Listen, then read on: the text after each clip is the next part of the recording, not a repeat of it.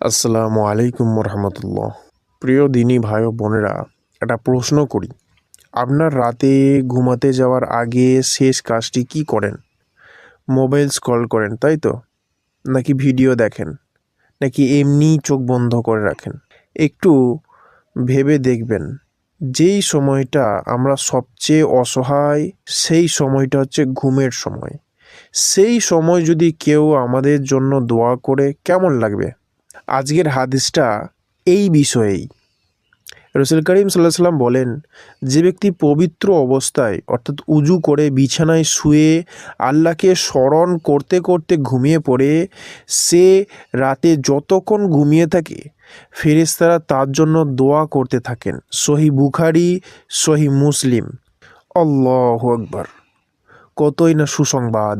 এখন প্রশ্ন এটাই, আমরা কি তাহলে এই কাজটি কি করব? খুব সহজ। ঘুমানোর আগে উজু করতে হবে, বিছানায় শুতে হবে, ৩টে জিনিস পড়তে হবে: আল্লাহর নাম, যে কোনো নাম, আর দুরূদ শরীফ এবং আল্লাহর কাছে ইস্তেগফার করা।